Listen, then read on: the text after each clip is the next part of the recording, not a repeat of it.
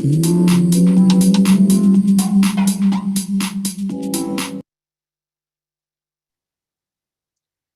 everyone. Welcome. Great to have you all. I'm going to give it just a couple more moments. We're just allowing some people to still log on here. But while we're waiting, feel free to write in the chat function where you're listening from. We can make sure that that is working properly.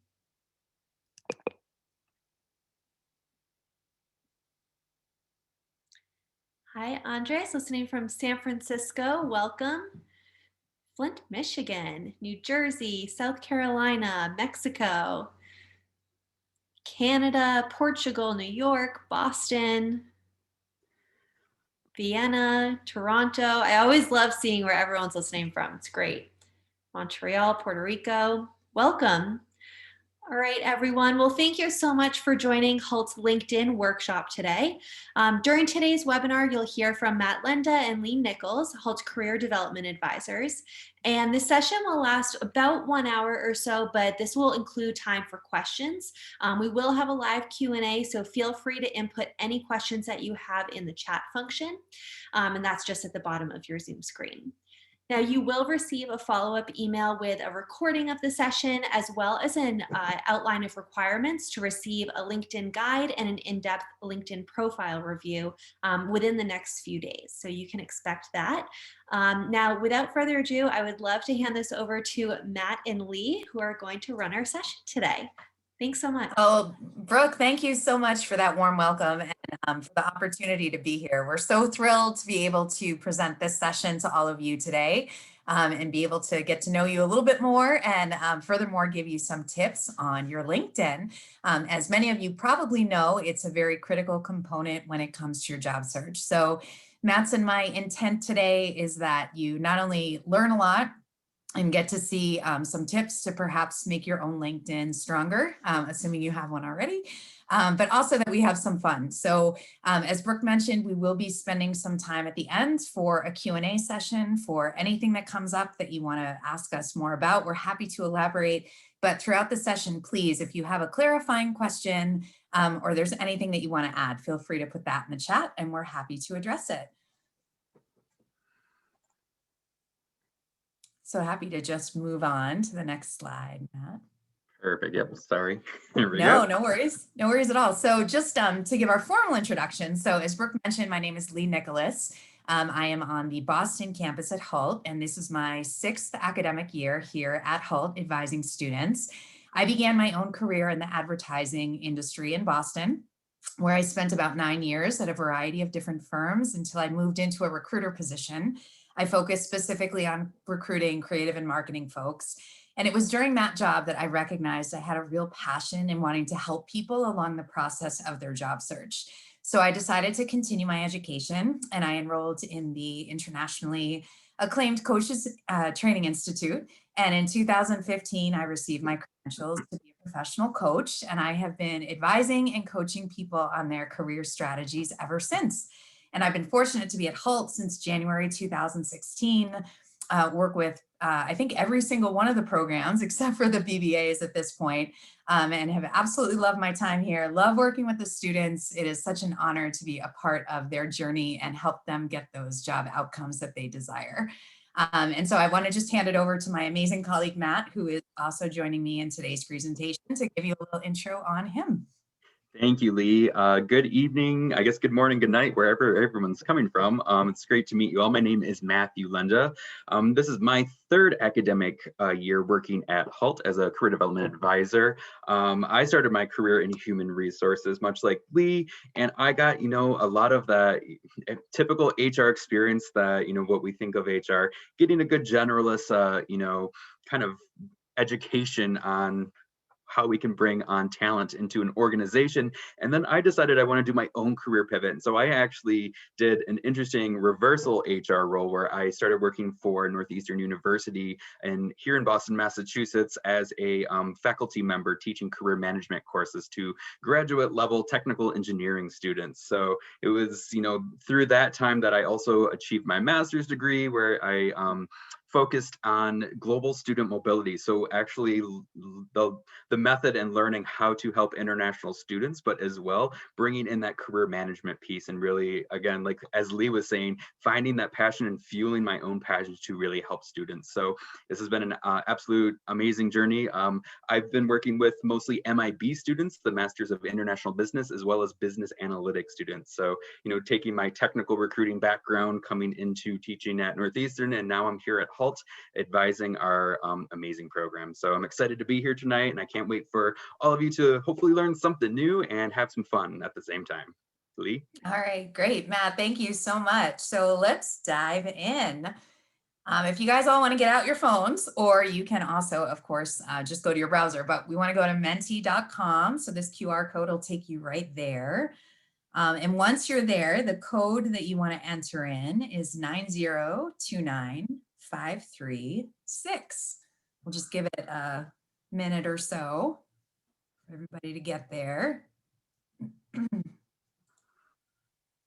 All right, I'm gonna actually go over to the screen now. If you guys still need the code, just know that you will see at the very top of the screen, that same code is right there. So menti.com. All right. So our question, of course, was just to get a sense of where people were coming from. Do you have a LinkedIn profile? And it looks like it's almost unanimous that everybody joining us today already has a profile, which is great. But if you don't, that's okay too, because really, no matter where you are in the process, we're going to hopefully give you some tips tonight.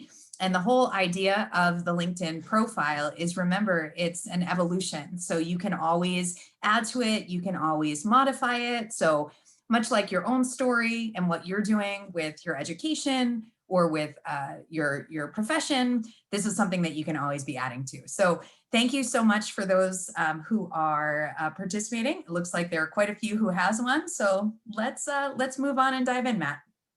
Sounds great. Actually, I do think we have one more question on this. Oh, I'm sorry. Nope, I was so totally excited okay. just to jump in, right? Absolutely. And everyone, like, Give it don't another worry if minute. you haven't had a chance to enter in your question right now. You can still keep doing this. It will just go to the next screen. So Lee, I'm going to bring up our next question, and then we can dig right in. Okay, so our question here is, we're curious to hear from you. What do you all think that LinkedIn is used for? This is going to be my favorite technology because we're going to start creating a word cloud right now. There we go. Cool. Careers, networking, professional networking, professional development, job network, search. I love it.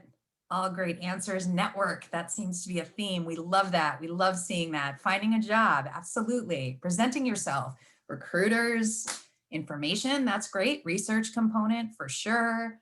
Let's see, new opportunities, absolutely. Information. Ooh, recruiters. Yep, I see it. And as a former recruiter, I'm happy to say that that is Absolutely.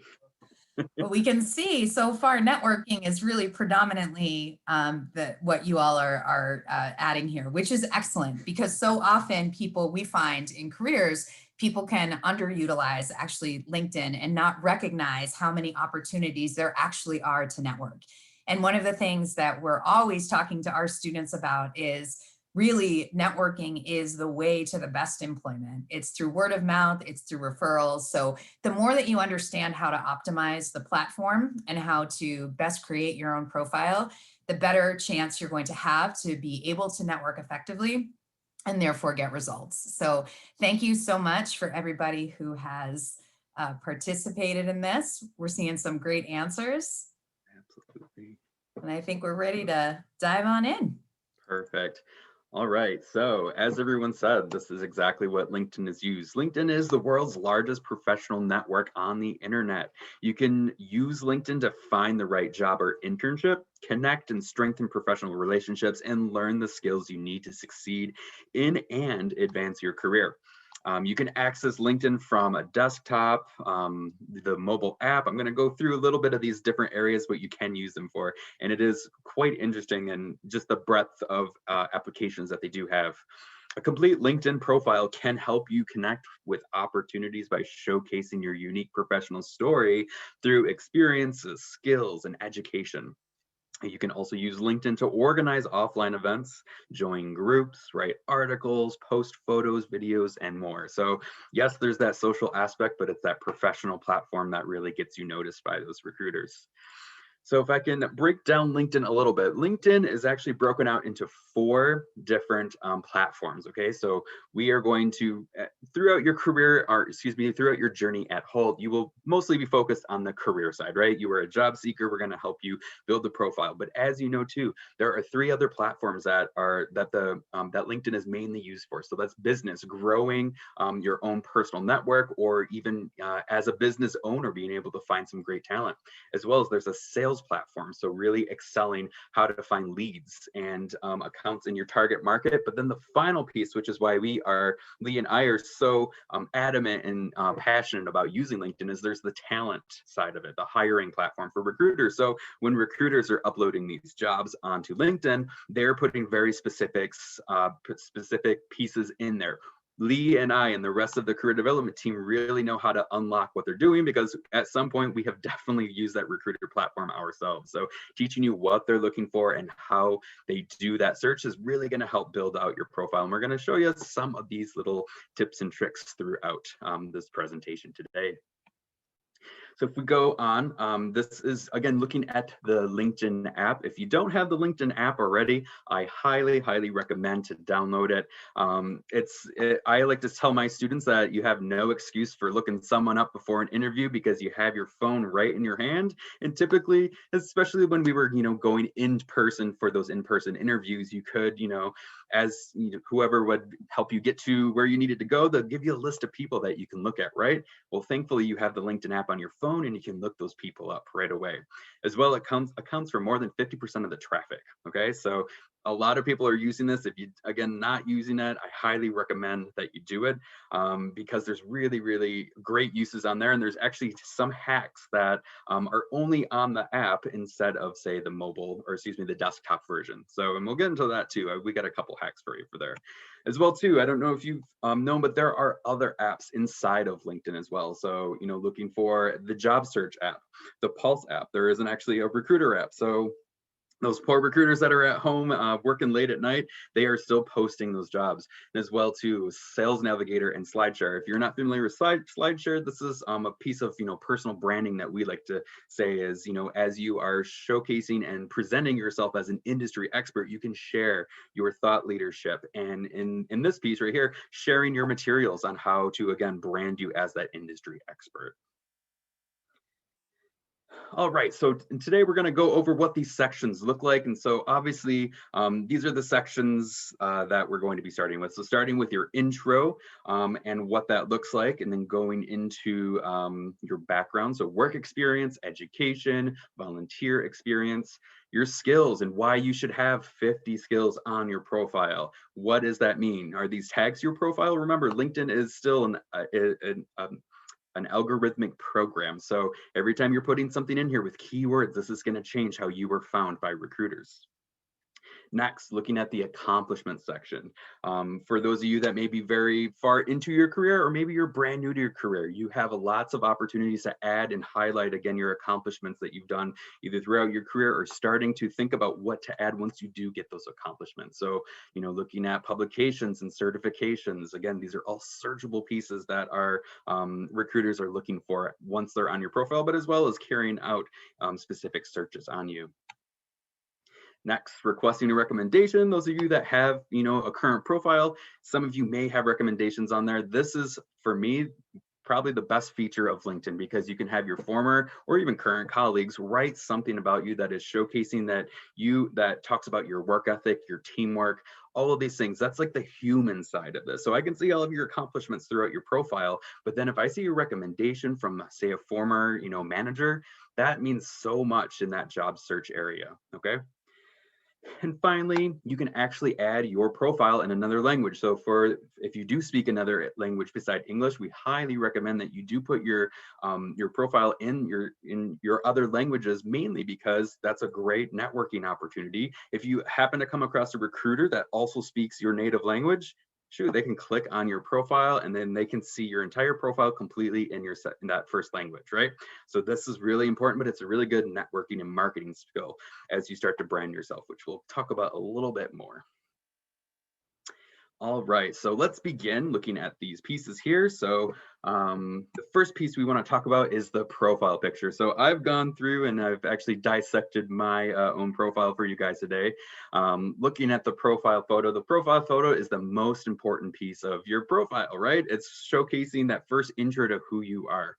So you always want to use a photo with a pleasant feel, using a recent photo of yourself too. Okay, so as well, we are starting to interview more and more virtually. You don't want there to be any, not that there would be a shock, but you want them to already know you going into that interview, right? As well, you want to be the only subject in your photo, right? So you can see my background. It looks like I'm behind trees there. That's exactly what you want. You want the main focus to be your face, because am I looking at you or am I looking at the thing that's behind you? So think about how that is. And as well, this is your branding, right?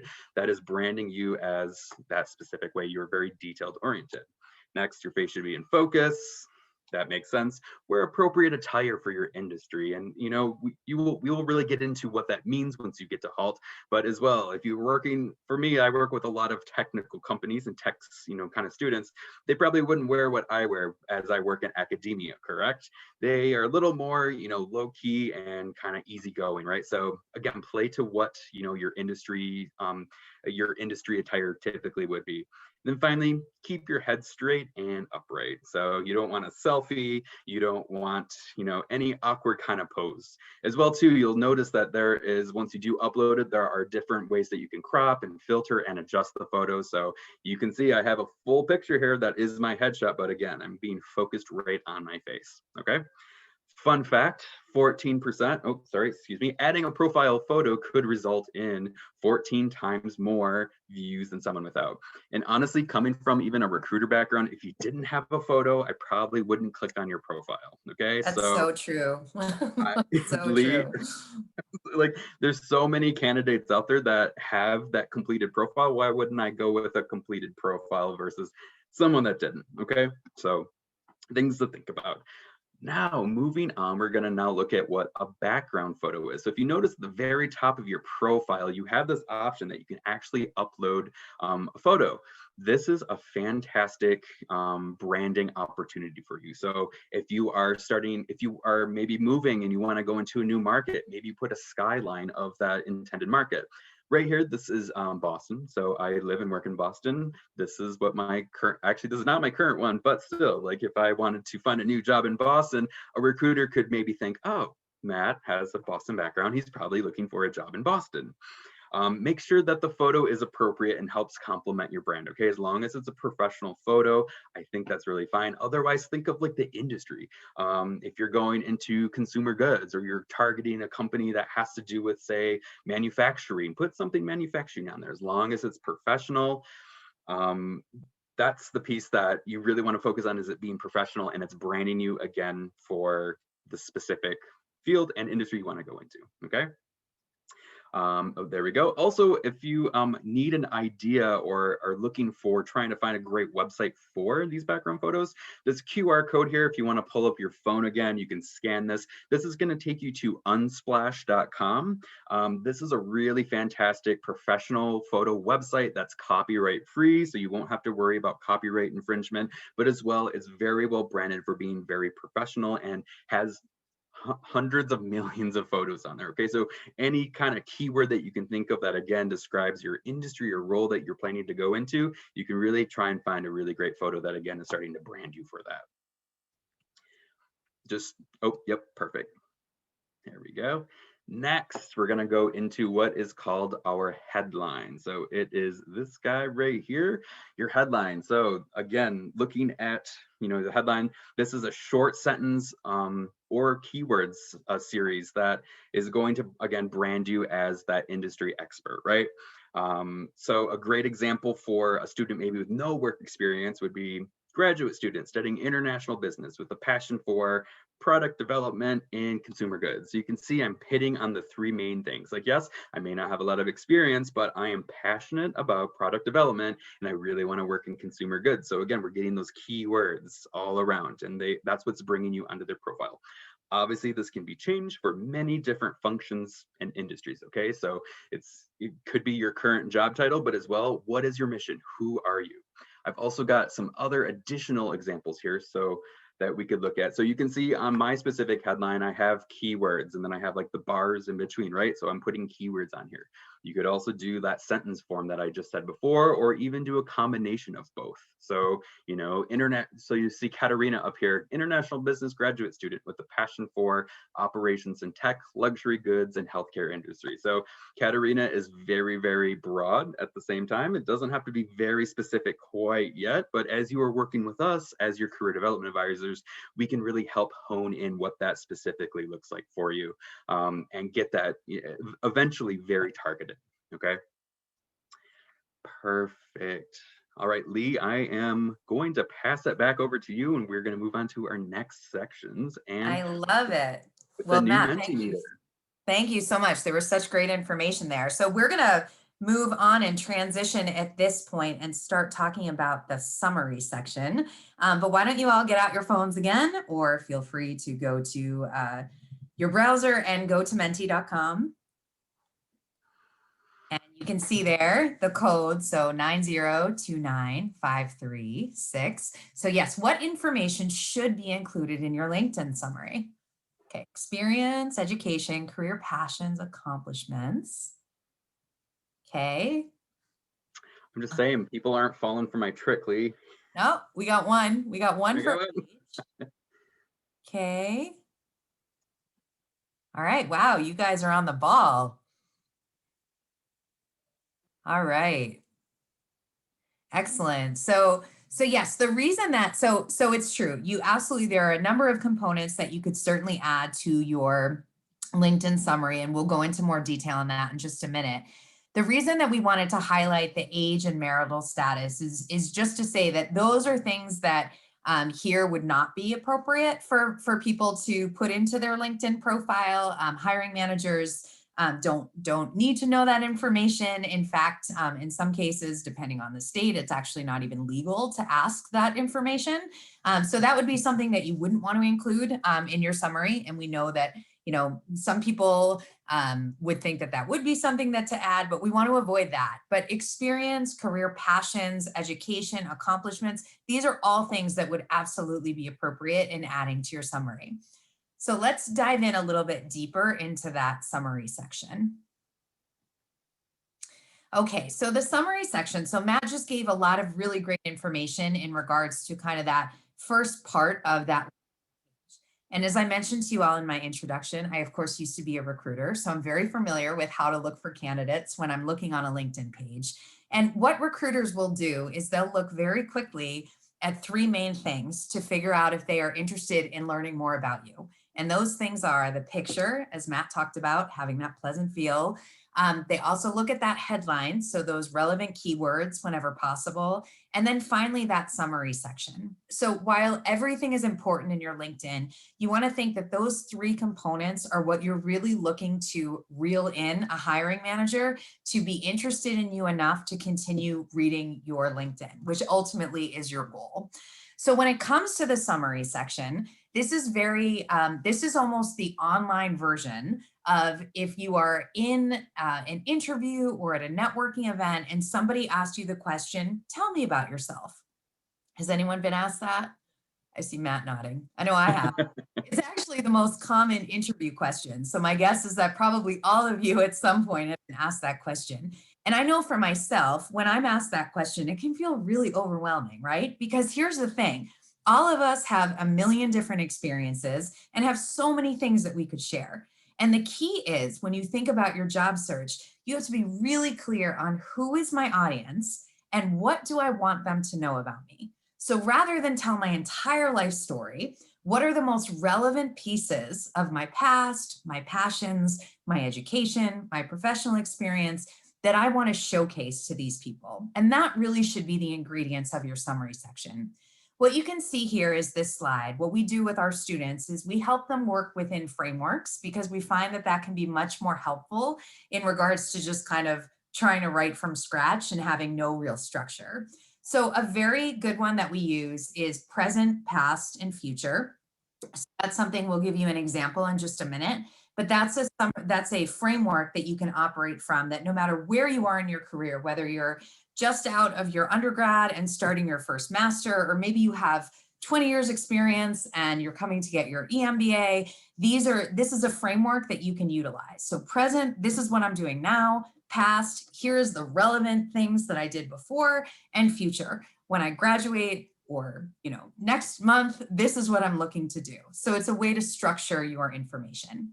You can also use some frameworks like professional, academic, or personal. That's something that we can work with students on, or also maybe people who are more mission driven, who I am, what and how I do it, and why I do it / who I do it for. So these are all just examples of frameworks that you can utilize to help you be a little bit more structured in that summary section. Perfect. And just a little fun fact here, a summary of 40 or more words makes you more likely to turn up in a future employer search. It's all about those keywords, right?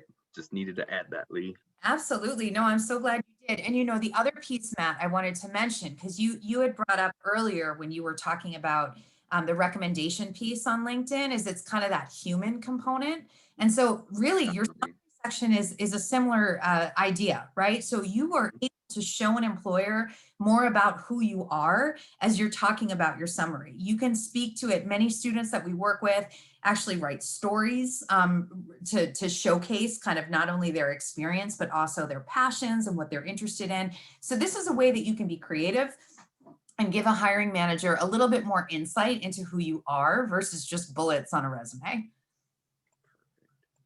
Okay. Oh, and the other piece we talked about, 15.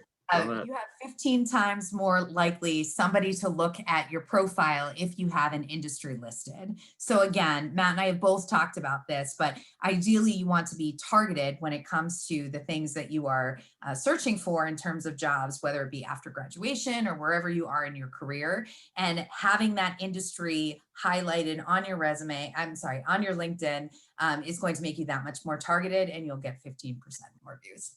Also as well too, this exposes you to recruiters too. So as recruiters are using that recruitment platform that we talked about a little bit earlier, if they are working in a specific industry and you have that set industry, you will start showing up in that industry, or start showing up in their searches first, because that's the first industry they're going to absolutely go for. Absolutely. Okay, so we wanted to give you an example now of using the present, past, future framework. So this was an actual student at Hult, and we had permission to use this. So I recently moved from Sao Paulo, Brazil to Boston, Massachusetts to pursue a master's degree in international business at Hult International Business School. In today's ever-growing globalized world, I feel it is important to have an international perspective in the business we conduct, which is why I chose Hult. I study with students from 150 countries. As an experienced customer success manager, I have a passion for product advocacy through customer interaction. My past clients include Fortune 500 companies in North Am and LATAM markets, where I guided the setup of their online customer insights communities. My role allowed me to make data-driven decisions, increase customer engagement, and implement industry best practices to ensure that my clients maximize value from their investments. I am passionate about creating and managing products for client usage that have a social impact. And after Hult, my dream is to work as a business analyst in the consumer goods industry on the West Coast of the USA. So the reason that we love this as an example is that, first of all, this student has operated within the framework. So it's very clear, present. He's giving immediate context into what he's doing right now. So this is where I moved from. I'm here studying this. Oh, and by the way, I study with people from 150 different countries. So right there, it's immediately enticing a hiring manager to think, wow, okay, this person has a global mindset. This person has courage to move and enroll in this program. So there's so much that somebody can draw conclusions on without the person even typing more facts. It's just reading into it. The second piece, which is the past. So you'll notice that this student didn't tell their whole life story, but picked out things that were most relevant to what he was interested in after graduation, and was very impressive in regards to how he concisely communicated that. And finally, future. He's very clear about the things he's passionate as, and also, hey, here's the role that I want to do, and here's where I want to do it. So this, to us, is an excellent example of how you can utilize this framework. I want to just pause for a second before we move to the next transition with Mentimeter, and just check in and see, Brooke, were there any questions or anything that we should address at this point? Yes, if you don't mind, actually. When Matt was talking about the photo, James wanted to know if the background photo, if the person needed to own this, or if it could be any background photo that they found on the internet. I could take that, Lee. Great question. That's why like using unsplash.com is great, because it is copyright free and that lets anyone use it. You don't have to be the owner of it. As long as it's business professional and you're not, infringing on any, again, copyrights, that's perfectly fine. If you were to use your own photos, I know a lot of students will use a photo that they've taken here on campus just to say, this is Hult Boston, this is where I'm at. In that case, I think that's perfectly fine, but be a little cautious. You want to be smart about it, but as long as it's professional and you're not missing out on any infringement rights there.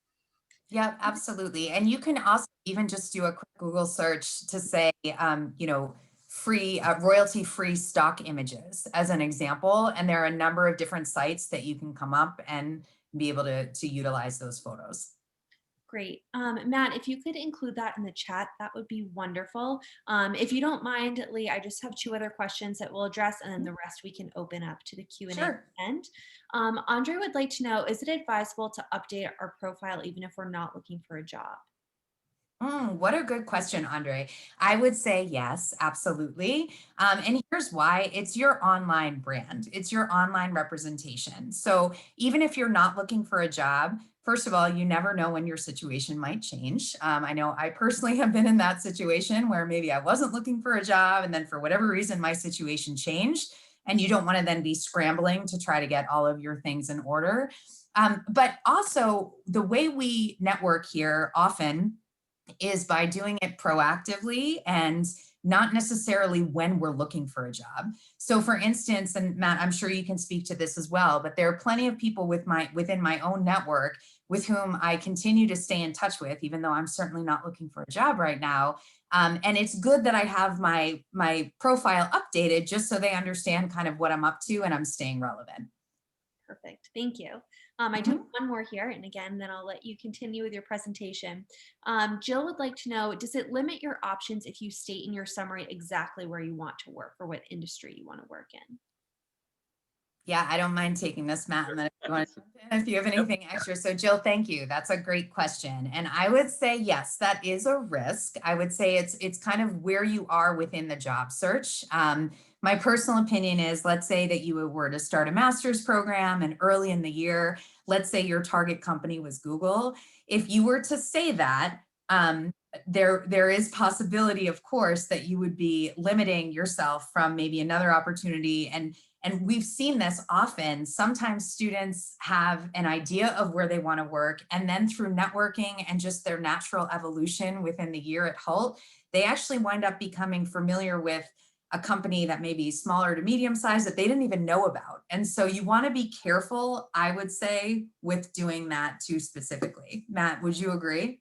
Definitely. I think another great approach to take to it too is, just identifying, instead of going outright and naming that employer you want to work for, name the industry and functions that you want to go in. So if you're, again, maybe looking at Google or Amazon, multimedia, whatever. So just think of like that, how it could be classified. Internet service provider that does billions of dollar revenue. Maybe that could be a little more, you're not calling out right away what it does, but at the same time, you don't want to distract recruiters from other companies because, say, someone at Yahoo maybe wanted to recruit you, but they see that you only want to work at Google. So they won't even come to your profile anymore. So you don't want to, be too specific, but as long as you're broad and generalizing that industry, I think that would be perfectly fine. Great. Okay, so let's keep moving. And then if there are any other questions, we will certainly make sure to have plenty of time for them at the end for the Q&A. So once again, let's get out those phones. Let's go to menti.com and transition into our next section, which are what additional sections are needed on a LinkedIn profile. What do you guys think?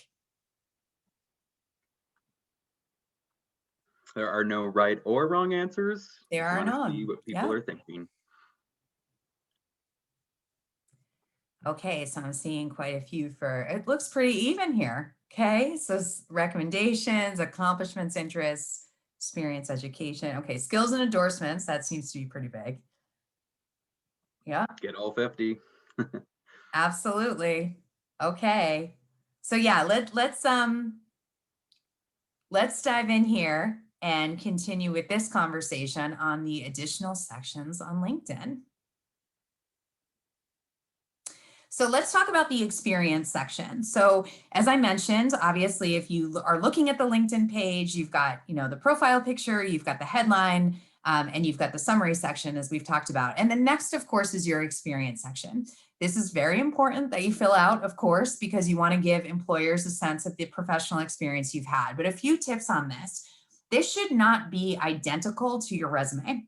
And the reason for this is twofold. Well, first of all, if a recruiter has already seen your resume because of something, then that's just going to automatically be redundant.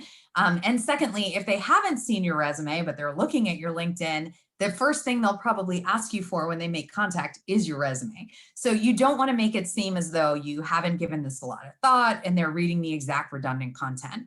The piece of this we want you to remember is not that you need to reinvent the wheel, but LinkedIn you have a lot more room to add more information. So in the US, what we say in terms of resumes is that for every 10 years of experience that you have, your resume should be 1 page. So unless you're somebody who has 15, 20 years experience, you really should be, or I should say 10 to 15, 20 years experience, you really should be using a resume that is 1 page, which is a whole other seminar, which we'd be happy to talk about it. But if you think of that as the goalpost, then you can run out of room when it comes to how you're telling your story on resume. So LinkedIn is an opportunity for you to add more relevant information, perhaps. The other thing that we recommend is that you list employers from the last 10 years. In terms of the format, so Matt was talking earlier about how over 50% of traffic on LinkedIn is on mobile devices. So you want to remember that. And because of that, we recommend bullets versus short paragraphs. If somebody is looking at LinkedIn on their mobile device, short paragraphs is a lot of text and they're probably not going to scroll through it the same way they would with short bullets. You want to make sure you're describing the value you contributed to the company. So oftentimes, Matt and I will see this, people will talk about their responsibilities in a role or the tasks that they did. But what an employer is most interested in is what was your particular achievement within that responsibility. It's not just here's what I did, it's how well did you actually do it. So you want to talk about the value.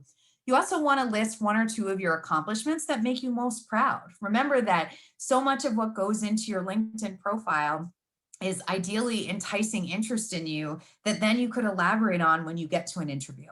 So you definitely want to talk about things that make you proud. That also, to Matt's point earlier, brings in kind of more of that human element.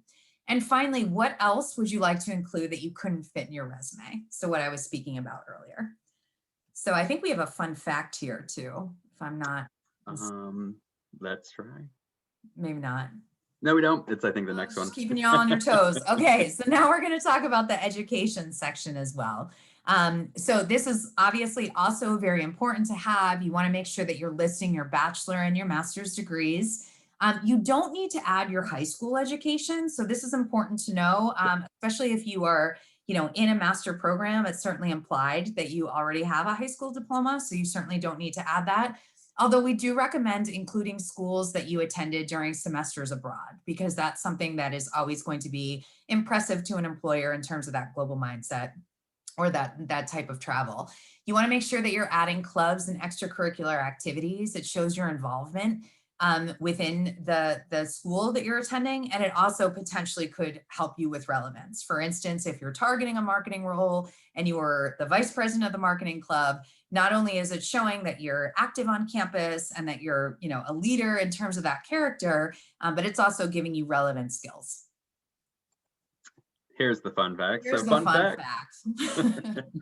So members who have an education on their profile receive an average of 10 times more profile views than those who don't. All right. So it is important to have that education on there. And as well, you can see there's these media pieces that you can also add on it. Think of human nature. Our eyes are drawn into imagery, right? So, really trying to beautify your profile, if you will, and adding these extra pieces, that's an automatic win for you as well. And it gives the recruiter additional information just on what you've been involved in. You can see this person right here was the winner of the Hult Business Challenge. So that's a very, proud accomplishment. If you don't know about the business challenge, you can get some more information on that, but that's a wonderful accomplishment to list during your time at Hult and your other educations.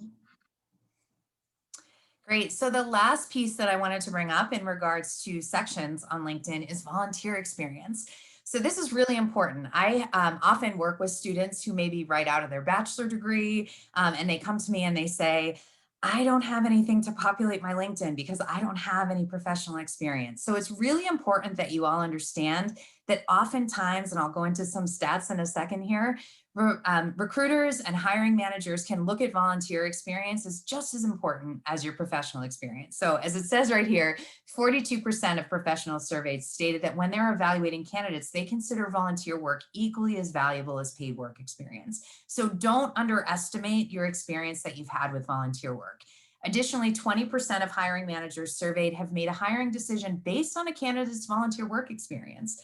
Because here's the thing, what does it show a hiring manager or a recruiter if you are willing to volunteer? It says a lot about you as a person, which we talk about at the bottom there. It's very character defining.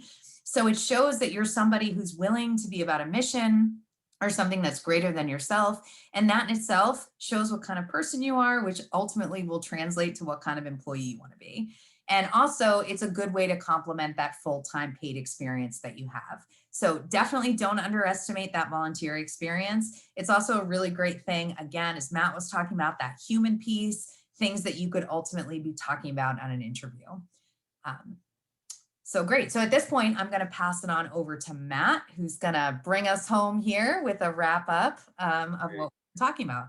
Thank you, Lee. So looking at the final sections, and it's not to say that these aren't as important as the others, it's just we like to focus on those areas a little bit more, but these are the added bonuses that you can absolutely add to your profile, which will enhance you even more. So first of all, looking at the skills and endorsement section, this is, you can add again up to 50 skills to your profile. Think of these as tags to your profile. So again, having keywords on your profile and these key skills are like tags to your profile, right? So this makes you searchable. It changes your algorithm within LinkedIn, which then can again affect how recruiters are finding you and even hiring managers are finding you. I know there is a fun fact here. Members who include these skills get around 13 times more profile views, okay? So again, it's all about your algorithm within LinkedIn. This is a computer program, so if you can play the game, you can get a job, okay? Next, looking at the recommendations. We've already, kind of gone over this recommendation piece, but again, it's bringing back that human element to you. What do your colleagues have to say about you? How well do you work in teams that you can't maybe showcase in a resume? The point of a resume is to showcase the accomplishments that you have achieved throughout that job, right? So having a colleague or former manager talk about how you worked within the team is, invaluable. Next, looking at those accomplishment sections. So listing the applicable courses. So think about the courses that you've taken in your first degree. I would most definitely focus on kind of higher level ones, but again, this is changing your algorithm by you entering in these keywords. As well, listing course projects. Again, this is a great way to do pivot. So if you are pivoting careers and you want to go into a new area that you don't have experience in, or again, maybe if you don't have work experience at all, this is a great way to leverage leverage getting that experience is to talk about projects that you've worked in class, especially at the master's level. Many hiring managers and recruiters really do value graduate level work because it is real world work experience. And you'll notice once you do get to Hult, the projects you work in class are actual real world projects. So you can, efficiently talk about and successfully talk about this during an interview, and it can showcase some, at least an intro, if not a little bit more experience into that new field. As well, like I mentioned before, if you have any awards, honors, languages, certifications is huge. You'll definitely learn about certifications throughout your classes here at Hult, as you'll be getting some in the programs. But if you do have any external certifications from other organizations, most definitely list these in here. And finally, professional organizations. So if you're a part of, a professional organization, show that membership. That opens up a lot of networking as well, because many recruiters are part of organizations or familiar with organizations that they can reach out to either of their own colleagues and maybe get some more information on, and again be connected to you somehow via that method. And then finally, interests. Interest is really great. There's 4 areas that you can follow. So like the influencers, which are company CEOs, world leaders, big shots, etc. But as well, you can follow companies, schools, and then groups. Okay, so groups is super important because that is, networking 101. Think of, again, what industry and roles that you are, targeting. If you're targeting a very specific area, you can most definitely find a group to join to find other like-minded people. But the best part of joining groups is, again, many recruiters are inside of these groups and they post jobs in the group. So, hey, I work with the business analytics student program. So you work with big data, this entire group, fantastic. I'm trying to hire a business analyst with 3 years of experience working in consumer goods. Does anyone know anyone that would be a great fit for this? Please feel free to reach out to me. Happy to take a conversation further. And just like that, you found a job, not even reaching out to a recruiter, but because you're in this group, that gives you, again, a heightened leverage and opportunity to get a job. Lee, is there anything you want to maybe possibly add on groups? Is that pretty good No, there? I get so passionate when we're talking about groups because I find that it's the most underutilized feature for whatever reason in LinkedIn. The one other thing I would say is you can also really position yourself as a thought leader within a group. So, you can add to a conversation or even start a conversation on LinkedIn. And that's kind of a passive way to be very calculated in building your brand. So that would be another thing that we recommend for sure. Definitely. Another thought too is as we're looking at LinkedIn, sure, they have like the money side, right? They're trying to get money from you. So if you're not in a place to pay for the LinkedIn premium membership, that's perfectly okay. I would highly suggest joining groups, because that means you have access to every single person that's in that group without being at a premium level. So you can go and click on all the group members and start filtering by company. So if you have a specific company in mind, you could say, hey, I see that you're a part of this group. I would love to get some, if you have some time, I'd love to get some information from you on how you're enjoying your time there. And I'm currently in grad school studying XYZ, right? That's a real warm up, but it's a great way to get, starting professional relationships with a potential future colleague, right? Once you get that going, this goes into our networking piece. And then, the best way if you can get a job is to not have to apply it all online and just get in through a recommendation or a referral. Also, fun fact here, your profile is 5 times more likely to be viewed if you join and are active in the groups, okay? Cool. So moving on, I'm going to give you a pro tip here. This is something that not a lot of people know about, but you can actually customize your URL. And if you haven't done that already, I highly recommend that you do it now, because this is, number one, an easy way to help a recruiter out. A lot of times as you're submitting your applications, that applicant tracking system, or ATS, only puts out, an image of what that resume looks like. So they can't really click on your URL. So by you customizing your URL, as you can see here, mine is linkedin.com/in/Matthew-Lunda. They can easily type that in versus having the mumbled jumble random letters and numbers at the end that we're all typically given. So if you go on your on your regular profile page, you'll see edit custom URL. It'll take you to an external page, which this is right here. This is your public profile, how it looks to the public. You will then click that little blue pencil there, and you can just erase all those numbers and letters afterwards. Say there was a person that maybe has your same name, you have a very common name, that's perfectly fine. Maybe add in your favorite number or maybe a middle initial or your middle name as well. So again, this is a super easy way to show your mastery of LinkedIn, number one, if you have a customized URL, but as well, it's helping that recruiter out, which at the end of the day is what we're trying to do, right? All right, and now with that, we would love to open it up for questions and just hear anything that you may have on your mind.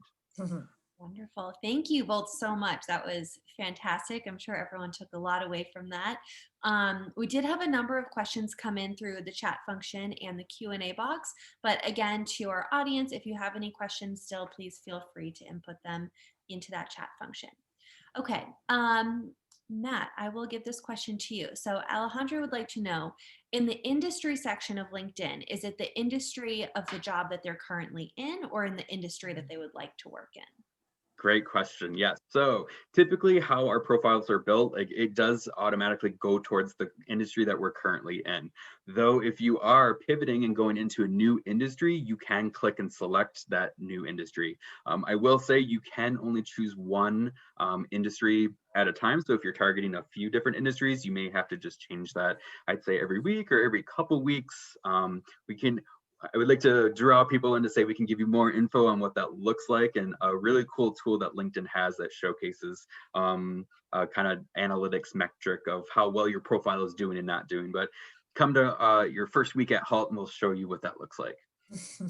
Awesome, thank you. Also, I did have a number of people write in asking if we could send out a recording of this session. A recording will be sent out via email the next couple days, so you can go back and rewatch all of these tips as you're editing your LinkedIn profiles. Okay, next question's from Andres. This 10-year threshold that you need to include for your work experience, does that include work experience previous to undergraduate studies? So it could. So what I would say is, and Matt, of course, you jump in if you have a different, but you remember the key is going to be relevance. So really it's considering what is the job that you are looking for. So getting clear on who is that target audience that I'm ideally hoping is reading my LinkedIn profile, and what do I want them to know about me? And the things that you can include that are most relevant to what you want to do is going to help your case. Now, that said, remember that oftentimes it's going to be about transferable skills. For instance, I myself, when I was in undergrad, worked as a waitress and I was waiting tables. But when I was earlier in my career, I absolutely included that because there were many similarities of having that job as there were in business, right? So I had to keep the customers happy at the table, then I had to negotiate with the kitchen. And so that was something that if I had been asked about at an interview, I would easily be able to explain that in a way that I picked up transferable skills to whatever that job was that I was interviewing for. So I think the big key in addition to thinking about relevance is if I'm on an interview and somebody asks me about this experience, will I want to speak about this experience and will this help me in regards to that job I'm looking for? Spot on. Absolutely. I would have done the same thing. Thank you. Okay, now maybe since you just answered Lee, Matt, if you want to answer this one. Sure. For the volunteer section, should you still be focusing on listing accomplishments or can you list responsibilities? Yeah, definitely both, especially for the volunteer experience. I think, having leadership roles within a volunteer or organization, volunteering is, super effective. Again, it's kind of going back to what Lee just talked about. You're trying to showcase, the relevance towards even jobs that you're going into. So I think that's a great opportunity to showcase leadership, but again, in an element outside of the, typical work world. Okay, so you're still bringing your skill set to an organization to help them benefit. And that's also, again, branding you as that professional. Great, thank you. All right, this question is for Lee. At what point do you think would be a good time to pay for LinkedIn Premium as opposed to the free version? What a good question. I get that asked a lot. Well, so here is what I would say.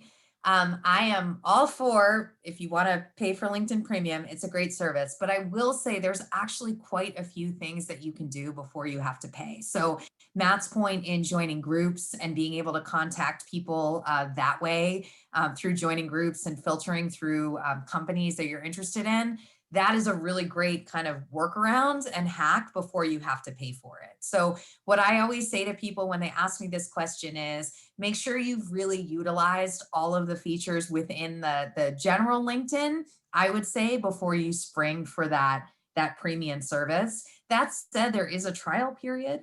So you could always do that too and then cancel your subscription. But my general feeling is that most people are not taking advantage to everything that's already available for them before they pay for the upgrade.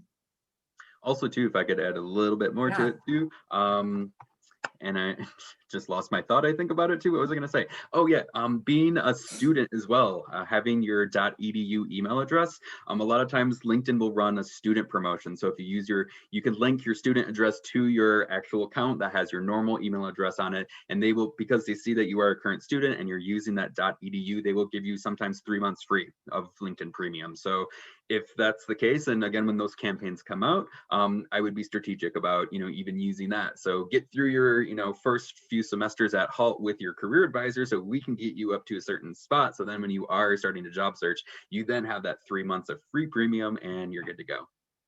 That's great. I didn't realize that. Very cool. Okay, I do want to be conscious of the time here, so I'll probably take just a few more questions. All right, let's see. Andre would like to know, will recruiters actually read through the entire profile? I know before you mentioned bullet points versus short paragraphs. He was told that on average, your recruiter spends about 6 to 7 minutes on profiles. So I'll start with this, Matt, if you don't want. If you don't mind. As a former recruiter, I can tell you that absolutely I will read an entire profile if the person has done a strong enough job drawing me in and they are close enough to what I am looking for to hire for a particular role.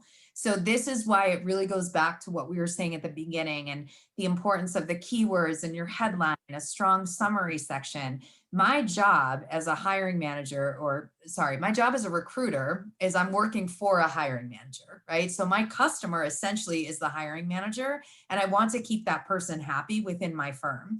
So my job is to find the perfect person to put in front of that hiring manager. So I am absolutely going to fully assess if this person is a right match for us before I put them in front of the hiring manager, who's essentially my boss. So that's what I would have to say about that. I would agree too, Lee. I think as well, like, are you branding yourself as an industry expert? If so, you will keep my attention much longer, working as a recruiter before as well too.